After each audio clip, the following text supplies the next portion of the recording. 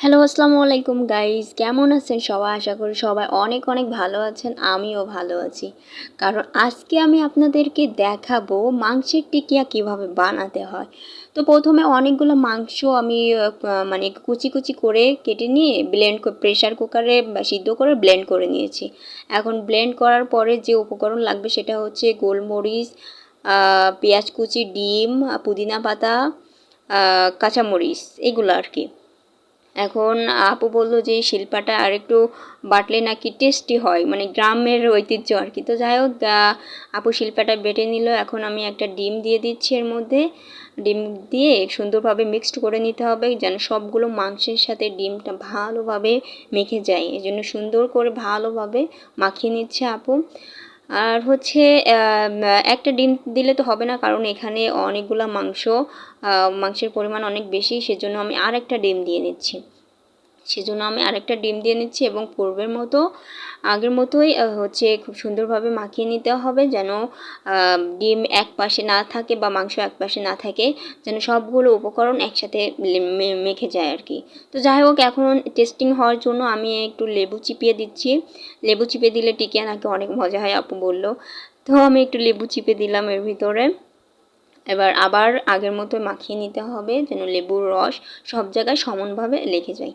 এখন পুদিনা পাতাগুলো নিয়ে নিলাম। পুদিনা পাতা কুচি করে কেটেছি, এখন সেগুলো নিয়ে নিলাম।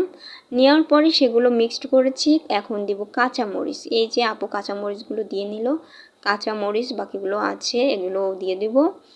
তো যাই হোক, তারপরে আমি পুদিনা পাতা যেগুলো বাকি ছিল আপু সুন্দরভাবে করে নিচ্ছে, সেগুলো আবার মাখিয়ে নিচ্ছে। এখন যেগুলো করব সেটা হচ্ছে পেঁয়াজ কুচি আগের মতোই ওইগুলো উপকরণের মতো সুন্দরভাবে মাখিয়ে নিতে হবে। তো আপনারা মানে একটার পরে একটা দিতে হবে এর কোনো মানে না, মানে প্রথমে যে কাঁচামরিচ বা ডিম দিতে হবে এর কোনো মানে না। যে কোনো উপকরণ যে কোনো সময় দিতে পারো, সমস্যা নেই। এখন আপু সুন্দরভাবে মাখিয়ে নিচ্ছে। সবগুলো উপকরণ দেওয়া শেষ।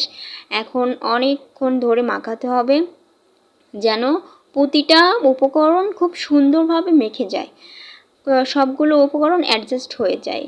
তো অনেকক্ষণ ধরে মাখাচ্ছে আপু। আসলে গরম, তো এখন তো অনেক গরম পড়ছে, যদিও ফ্যান আছে। এখন হচ্ছে আমি কি করলাম, এখন জিরাগুলো একটু টেলে নিয়েছি চুলার উপরে। নেওয়ার পরে জিরা গুঁড়াগুলো আমি ছড়িয়ে দিলাম এটার উপরে। এই যে পাতিলে লেগে আছে, তো একটু আপু ওই যে টিকিয়ার ইয়াগুলো নিয়ে মাংস নিয়ে আর কি একটু মাখিয়ে নিল যাতে মশলাটা উঠে আসে ওর সাথে। তো সুন্দরভাবে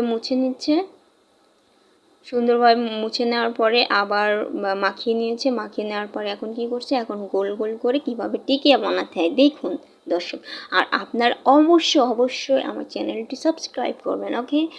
এই যে টিকিয়া বানাচ্ছে, এটা অবশ্যই ভালো হয় না আপু, এই যে ফেটে যাচ্ছে। এখন এটা মনে হয় ভেঙে ফেলবে, এই যে আপু ভেঙে ফেলছে এটা কারণ এটা ভালো হয়নি, ফেটে গেছে। ফেটে গেলে তেলের ভিতরে দিলে টিকিয়াটা ছড়িয়ে যাবে, ভালো হবে না, নষ্ট হয়ে যাবে।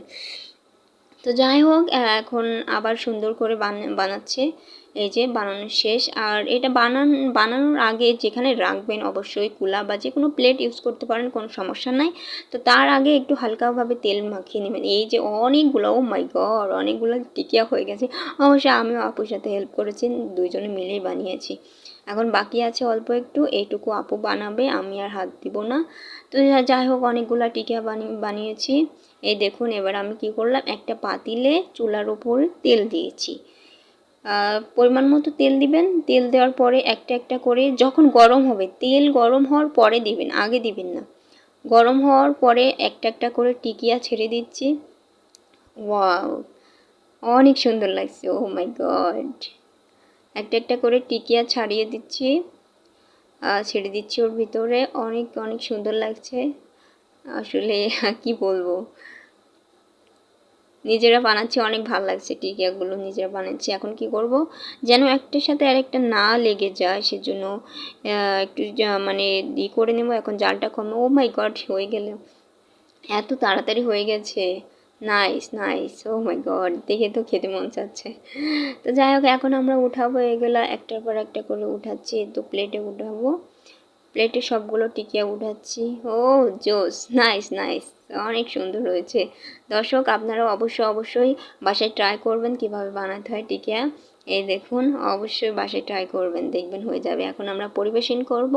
তো কেমন হয়েছে দেখে আপু একটা খেয়ে দেখো কেমন হয়েছে বলে। ও মাই গড, অনেক মজা হয়েছে, আপুর ইয়া দেখে বোঝা যাচ্ছে। তো ঠিক আছে, ভালো থাকেন দর্শক, সবাই ভালো থাকেন। এখন ডিনার করব। আল্লাহ হাফেজ।